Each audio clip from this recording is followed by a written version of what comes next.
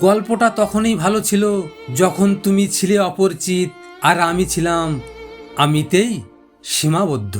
দরকার হলে একা থাকুন, কিন্তু মিথ্যা হাসি, মিথ্যা আশা, মিথ্যা ভালোবাসা, মিথ্যা বন্ধুত্বগুলো থেকে শত হাত দূরে থাকার চেষ্টা করুন। যে মানুষ ছেড়ে চলে গেছে তার স্মৃতি রেখে আর কি হবে? মুছে ফেলো সব স্মৃতি, ভুলে যাও তার নাম ও ঠিকানা, ভেবে নাও সেই নামে কখনো কেউ তোমার জীবনে ছিলই না।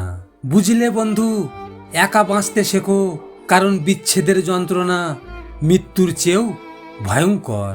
প্রিয়, তুমিও একদিন খুব কান্না করবে আর বলবে একটা পাগল ছিল, খুব জিদ করত আমার ভালোবাসা পাওয়ার জন্য, হাজার অবহেলা করার পরেও বেহায়ার মতো আমার সাথে কথা বলতে চাইতো।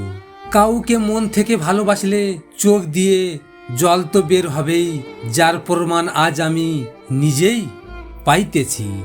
এমনভাবে তুমিও একদিন আফসোস করবে, বলবে পাগলটা ভীষণ ভালোবাসতো আমায়, তাকে আর একটু ভালোবাসা উচিত ছিল। সরি তোমাকে ভালোবাসার জন্য, সরি তোমাকে নিয়ে স্বপ্ন দেখার জন্য, সরি তোমাকে বিরক্ত করার জন্য। আমি আসলে জানতাম না তুমি মানুষটা এত দামি।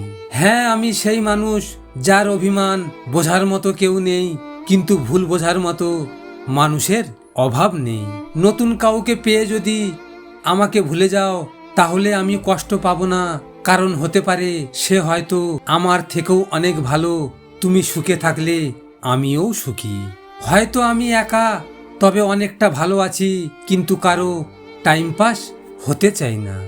মিথ্যা কথা বললে সবাই বিশ্বাস করে, আর সত্যি কথা বললে সবাই প্রমাণ খোঁজে। যেই মানুষ মিথ্যা বলে সেই মানুষের বন্ধু বেশি, আর যেই মানুষ সত্যি কথা বলে সেই মানুষের শত্রু বেশি। কথাটা শুনতে খারাপ লাগলেও এটাই বাস্তব সত্যি কথা। আমার প্রেমের পরীক্ষা তুমি নিও না, তুমি হেরে যাবে প্রিয়। যেখানে আমি আমার পুরো জীবন তোমার নামে করে দিয়েছি, যেখানে তোমার জন্য আমি হাসি মুখে মৃত্যুকে গ্রহণ করতে রাজি, এখানে তুমি আমার কি পরীক্ষা নেবে বলতে পারো? আপনারা তো এই ভিডিওটি দেখলেন, এখনো পর্যন্ত একটা লাইকও করেননি। আপনাদের যদি এই ভিডিওটি নিয়ে কোনো মতামত থাকে কমেন্ট করে অবশ্যই জানাবেন। আর হ্যাঁ, নিজের খেয়াল অবশ্যই রাখবেন, কারণ এটা স্বার্থের দুনিয়া। এখানে নিজের খেয়াল নিজেকে রাখতে হয়, অন্য কেউ রাখবে না। দেখা হচ্ছে পরের ভিডিওতে। ভালো থাকবেন, সুস্থ থাকবেন।